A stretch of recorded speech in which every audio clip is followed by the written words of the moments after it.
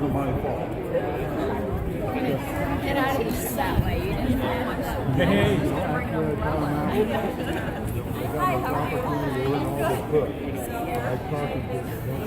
all right, folks. We're going to go ahead and get started. So if you want to head on over, thank you all so much for being here today. This is a critical point in our history as we need absolutely more than ever to save the United States Supreme Court. So thank you all so much for being here for our rally to save SCOTUS. We have a number of speakers today. I'm going to let folks introduce themselves. I'm Erin Davison-Rippey. I am the State Executive Director of Planned Parenthood Voters of Iowa.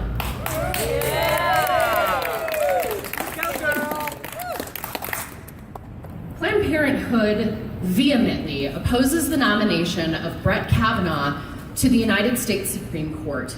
And we call on Senators Ernst and Grassley to do the same. Yes. Absolutely. Unless this Senate intervenes, Kavanagh will swing the balance of the court against our constitutional right to abortion in this country. The right to safe legal abortion is on the line here. It's no wonder that women across the country are very worried, and they are taking action. This is the latest attack by the Trump administration to take away women's access to health care. Since taking office, the Trump-Pence administration has pushed policy after policy intended to strip our basic health care and rights. We know that Kavanagh would overturn Roe v. Wade because Brett Kavanagh has already ruled to limit safe legal abortion. Just last year, he attempted to block a young, undocumented woman in U.S. custody from accessing a safe legal abortion, even after she had met all of the Texas state court's requirements. Kavanagh claimed that allowing the government to indefinitely delay the young woman's abortion was not an undue burden. Fortunately, his judicial colleagues did not agree and overturned his decision. Not only does he oppose abortion, he opposes access to birth control.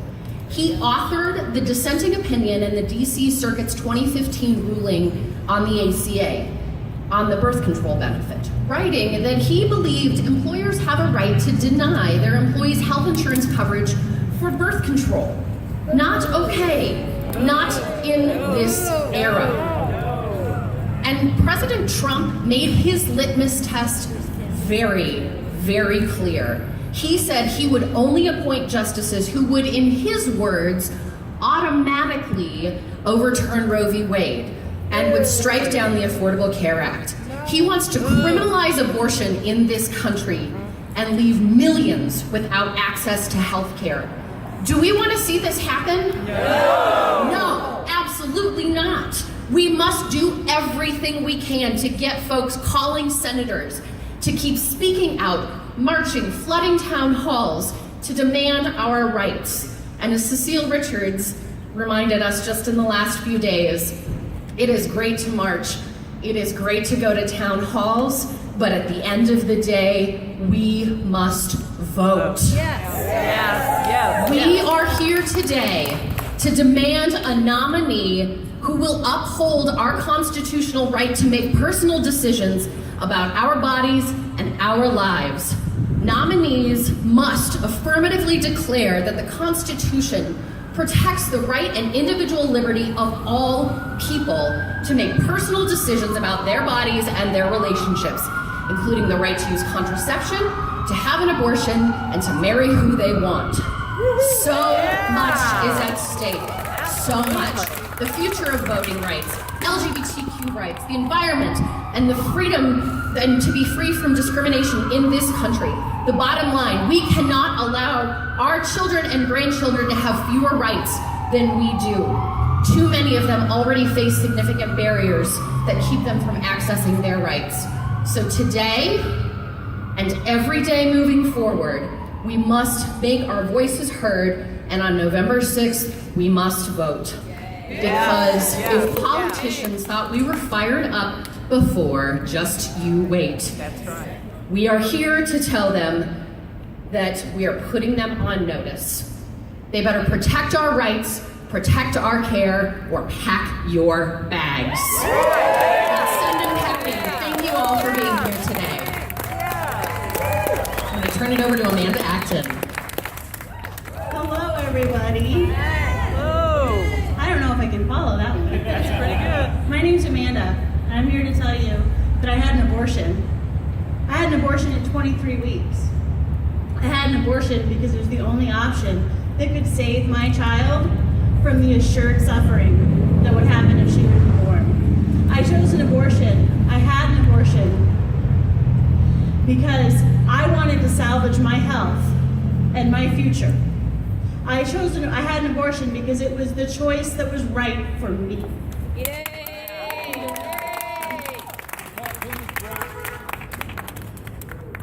You know who I didn't ask if I should have an abortion? I didn't ask my representatives. Because when I had my abortion, it was still a choice for me. I have lived my entire life with abortion being a right that was afforded to me by SCOTUS. I've never known a life that abortion wasn't an option for me, and now they're coming for that right. They've already come forward in Iowa, and we've stood up and we said, hell no. We have fought back, and the courts have stood with us. But that is at risk. That is at risk if we don't get Joni Ernst and Senator Grassley to stand up against Kavanagh. And the other thing I often wonder about is, how did we get here? How did we get here today? Why are we having this discussion? Again. We got here because we got complacent. Cecile is right. Rallying and standing up and saying on social media, that's awesome, keep doing it. But I also want to put a call forth to you. Whatever you did last time, you have to do more. Yes. If you voted last time, you need to get somebody else to the polls. That's right. Yep. If you knocked doors last time, you need to get somebody else to knock doors, and you got to knock more. Right. If you donated last time, you've got to donate to somebody outside of your district, because we are all in this together. It doesn't matter what the people in California think if the people in Iowa have the power, Grassley, to take away our rights. So I'm standing here today to tell you I had an abortion, and I had an abortion because it was my right, and I need each and every one of you to do more and to stand up to make sure that people and my children have that right in the future.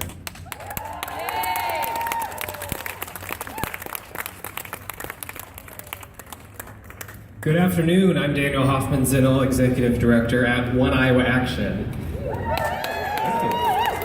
Thank you to Planned Parenthood Voters of Iowa and Progress Iowa for organizing this very important event. Thank you everyone for coming to speak out for a fair, just, and independent judicial system. So many of us who have experienced discrimination, marginalization, and oppression have relied upon the courts to protect us. With Kennedy's retirement, the future of our constitutional rights and protections is frankly frightening.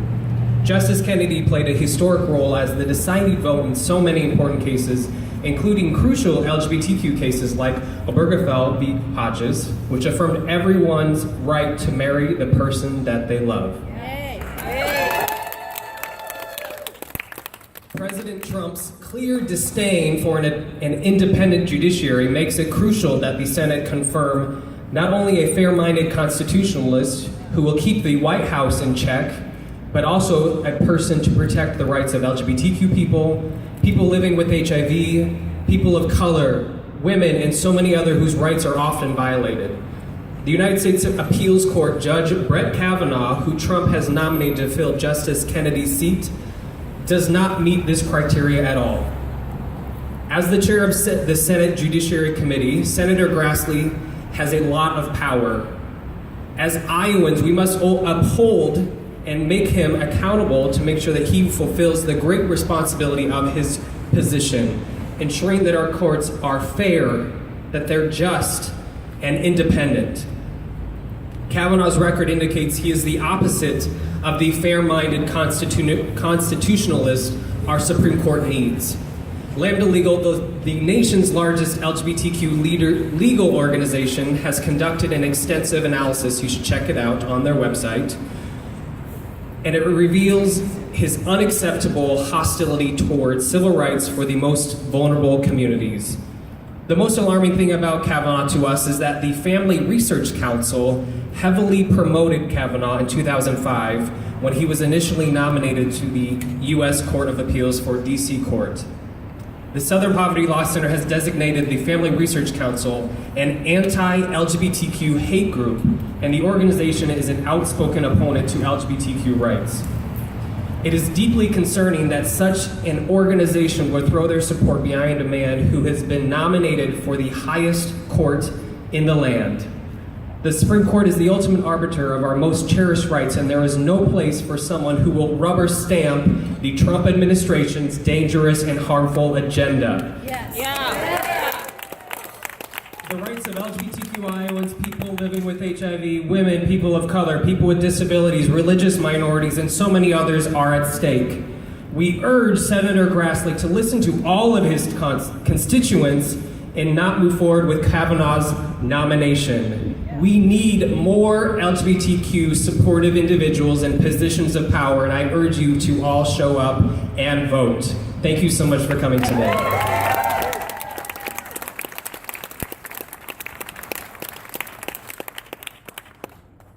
Good afternoon. My name is Alicia Claypool, and I'm the former chair of the Iowa Civil Rights Commission for about 7 years back in the 80s. Back in 2007 was a great year when we passed amended the Iowa Civil Rights Act to include sexual orientation and gender identity as protected classes under the Iowa Constitution. So I was very proud to be a part of it. So I'm a wife, I'm a mother, I'm a grandmother of 7 kids, 3 girls and 4 boys. I'm your neighbor, I'm a person of faith, I'm an involved and responsible community member. I volunteer in my community, I support worthy causes. I wish I could support more, but I do what I can. And I support candidates who support civil rights and human rights for all of us. As the other previous speakers have indicated, great words about the need to support all of us in our community, to support all of our neighbors, regardless of their, my phone is ringing. To support all of us in our community because we all contribute to making this a better world. And the great country that we have become because of immigrants and people who are different from each other. So the thing that makes me concerned about Brett Kavanaugh as a Supreme Court justice is that he is a son of privilege. He would be more of the same. He's white, he's male, he's been to the elite schools, he has supported corporate positions. Don't get me wrong, there's nothing wrong with business per se, but when it's done at the expense of our workers, at the expense of the environment, at the expense of human rights violations overseas where these companies are located, that is a problem. That is not going to help our country advance. It's not going to protect our rights. It's not. I like to breathe clean air and drink clean water. It's not going to protect our environment and make sure that Easter Lake is a clean place to swim and boat in.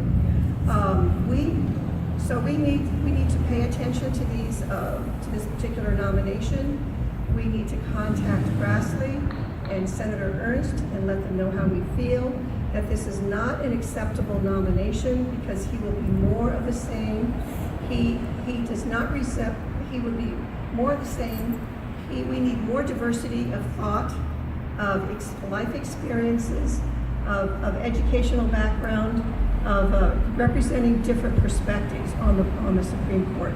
He will not do that for us. And all the things that we care about are at stake. And so we need to contact these senators and let them know how we feel. And as everyone has said, we need to vote.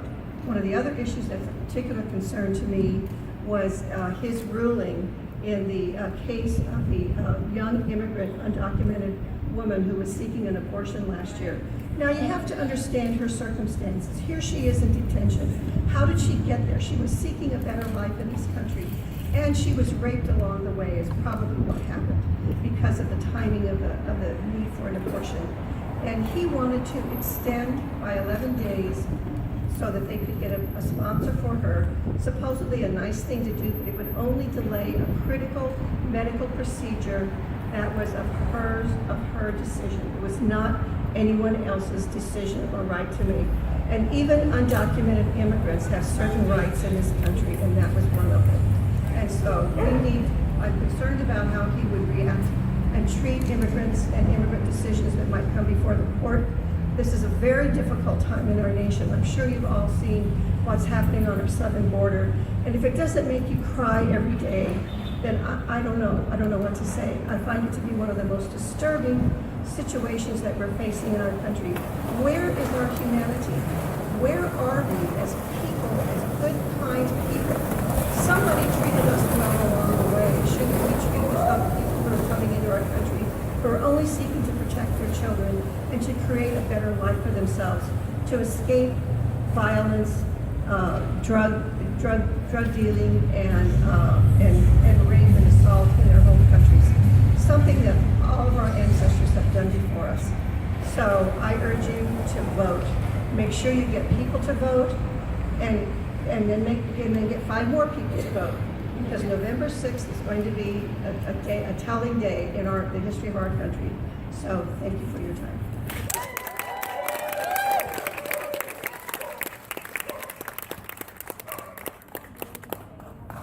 I'm not wearing pink, but I'm in support, obviously. So my name is Jessica Vaughn, and I'm here representing the NAACP, not only at the local Des Moines level, but at the state for Iowa and Nebraska level. Yay! Only 6 days ago, we celebrated the 150th anniversary of the ratification of the 14th Amendment, which was supposed to grant equal protection to all under the law, right? Yeah. Textually, it happened. 156 years later, we still struggle to grant those protections to everyone. Right.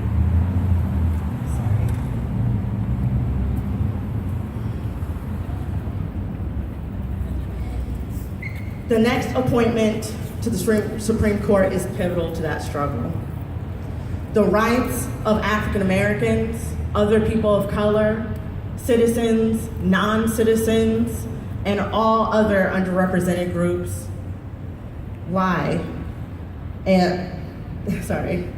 the rights of African Americans to fully participate in democracy and in every facet of social and economic life on an equal basis lie in the balance.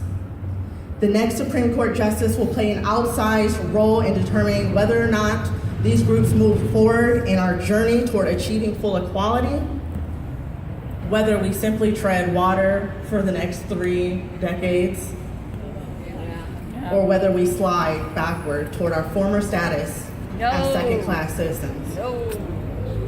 Nothing about this nomination is ordinary, and nothing about this confirmation is ordinary. These are extraordinary times requiring extraordinary measures. Nationally, the NAACP knows Judge Kavanagh well.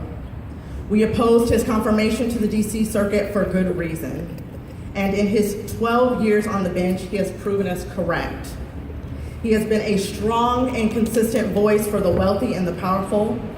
Over and over again, he has ruled against civil rights, workers' rights, consumers' rights, and women's rights. Whoa. With a Justice Kavanagh on the Supreme Court, we could see reversals of hard-won gains securing equal opportunity in education, employment, and housing. We could see further exclusion of underrepresented communities from participation in our democracy. We could see racism continue to flourish within the criminal justice system. But most importantly, we could see the elimination of effective tools for proving discrimination. And we can see the overturning of Roe versus Wade and guarantee to accessible health care for millions. To each and every senator, not just in Iowa, but across this country, we say this is the civil rights vote of your career. Yes. We will be watching closely. Make no mistake, we are in the fight of our lives, and we are prepared to do battle.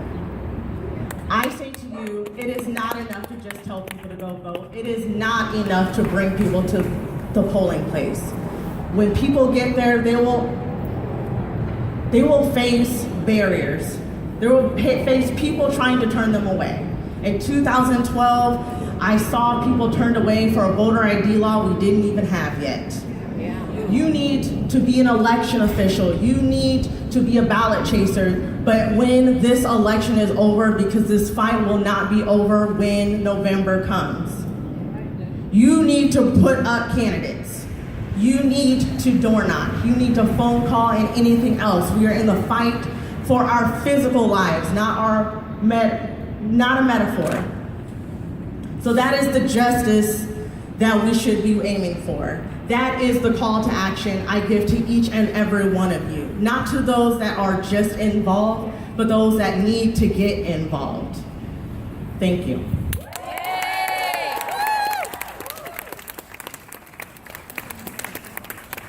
Let's have another round of applause for all of our speakers here.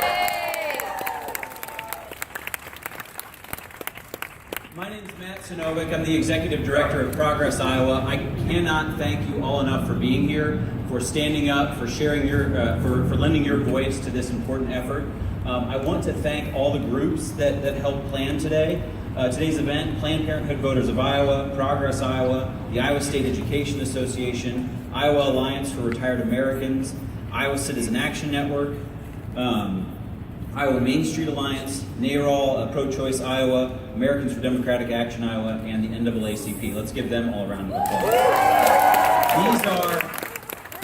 These are incredibly hardworking, small staffed, some volunteer-run staff organizations that I would encourage you, if you sign up on the clipboards, you'll get more information about, I believe, about all these groups. So sign up on the clipboards. We'll make sure that you get info about them. But these are organizations that carry on fights like this, because as Jessica just reminded us, these issue battles, this fight for what she said exactly right, for our physical lives, that does not stop on election day. There are 365 days a year where these fights go on and these organizations carry it on. Now, I want to talk a little bit about how we got here today and then what we can all do after today. 2 years ago, we had a Supreme Court nominee, and Senator Grassley. Does anyone remember this? Yeah. I didn't think I needed to remind everyone, but how many of you were here for some of those events? Well, thank you for doing that, and thank you for being here today. They refused to have a hearing. They refused to have a vote. And actually, I was comparing some of the numbers. It took Senator Grassley a month, like 29 days, to even meet with the nominee. This nominee, he met with the day after President Trump was nominated. Now, this has been a court that has been extremely politicized by Senator Grassley and President Trump. So after that nomination fight, President Trump put out a list of all his potential nominees during the campaign, picked by far right-wing groups, so that senators and Republicans and voters would know this is who he was going to pick. He also went on TV during the presidential debate and said that he wanted to overturn Roe. He said it would happen automatically. Now, I don't know that he understands how the court process works, but that's his wish. He wants to overturn Roe. That's what he's thinking when he's deciding on all of his judicial nominees, and especially the Supreme Court nominee. So we know that's the litmus test that any nominee would have to pass. So we know that Judge Kavanagh passed that test for President Trump. So now fast forward to this week, he nominates, or fast forward to the retirement of Justice Kennedy, which is why we're here today.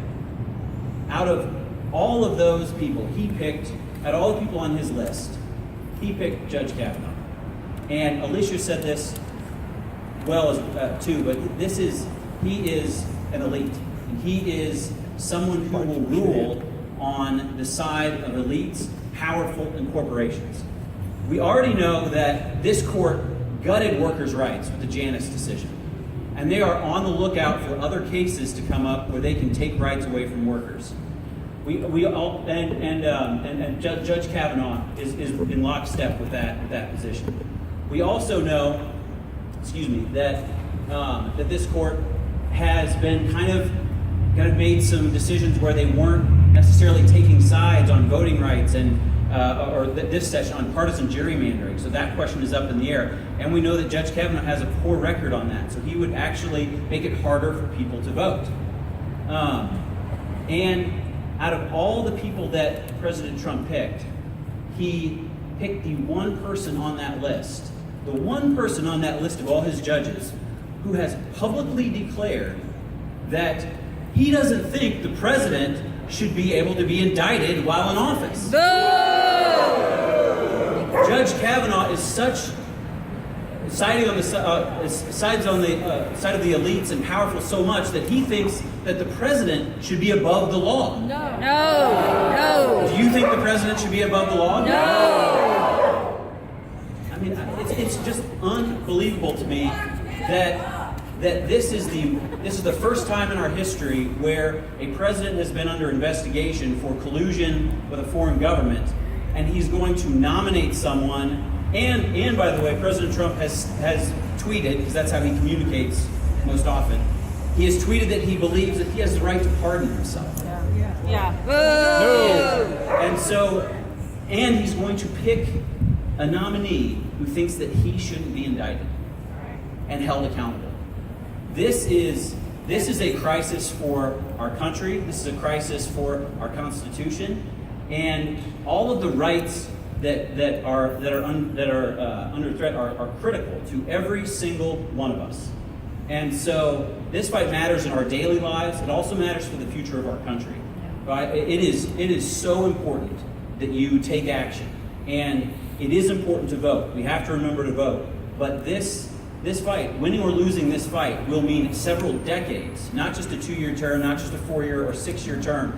This nomination fight will mean several decades of a court that is stacked against workers, against women, against minorities, against the LGBTQ community, against every single value that we hold dear as a state and as a country. And it will mean a court that may not believe that the president should be held accountable according to the law. So those are the stakes. That is what we are fighting for in this battle. And so I'm going to end this with some opportunities to take action. We, of course, are going to be working with all the great groups who help plan this event, to continue to hold events like this, to try and get you to come out and rally. But as we said, there's so much more to do than that. So the first thing you can do is sign up on these. There's, I think, a couple of clipboards going around. Please sign up. You will get. You'll see the most up-to-date information about this nomination fight. So please sign up. You can also go to stolenscotus.com. Stolenscotus.com. There's a petition campaign running there. There are little flyers that Planned Parenthood folks are passing out. If you haven't gotten one, please get one. They're little quarter sheet flyers. Jamie's waving them in the air over here. So grab one of those before you go. It has a lot of great information. The next thing to do is to call. How many of you increased your calling to members of Congress and senators over the last year and a half? That is so great. Thank you for doing that. We need you. Speed dial. That's right. So if you want to take out your phone and save this number, I will read it a couple of times. This is the Senate switchboard number. And you can look up Grassley and Ernst numbers too, but I'm giving you the switchboard number for an important reason. I'll tell you in just a second. The number is 202-224-3124. That's 202-224-3124. So it's really important as their constituents that you call Senator Grassley and Senator Ernst and talk to them about this issue. And Grassley holds a very important position as chair of the judiciary, of course. But in addition to that, the Supreme Court affects the entire country. And this fight is on a narrow margin. It is 50-49 It is 51 to 49 in the U.S. Senate, but Senator McCain is at home in Arizona right now, so it is 50 to 49. We need one vote to flip, assuming all the Democratic votes hold together. Two votes. You got the Because otherwise Vice President. Pence would vote. He can't, it doesn't have to get to 50. Oh, so we need one or two? Two. Okay, we need 2 votes. Thank you. It's a narrow margin. And so after you call Senator Grassley, after you call Senator Ernst, there are a handful of other senators who we think are on the fence on both sides. Senator Manchin of West Virginia, Senator Heitkamp of North Dakota, Senator Donnelly in Indiana, Senator Murkowski in Alaska, Senator Collins in Maine, and potentially Senators Heller in Nevada and Senator Flake in Arizona. Those are some of the swing votes in the Senate. So if you have time and you're willing to do it, call Senator Grassley, call Senator Ernst, and then start calling some of these other senators. Senator Murkowski in Alaska, she and Senator Collins are 2 of the Republican votes that stopped the repeal of Obamacare going through last year. So we can do it. We can make a difference by making these calls and by using our voice to call these senators. So I would encourage you to do that. That's what I do. Yes. So the next thing I was going to say is right. Yes. Yep. Sometimes I get nasty replies. Sometimes I don't get any reply. But The suggestion was to write emails, and that's a great suggestion. So email their offices after you call them, or in addition to calling them. You could write. That's the last thing I'm going to tell you to do is write. Write their offices. Also write letters to the editor. Explain why this vote matters to you. And write in these, you can even look up the papers in these other states, because these senators track those and they pay attention to those, and their staff makes sure that they see them. So you can sign up today, you can make a phone call. Again, it's 202-224-3124. You can write, you can rally and speak out.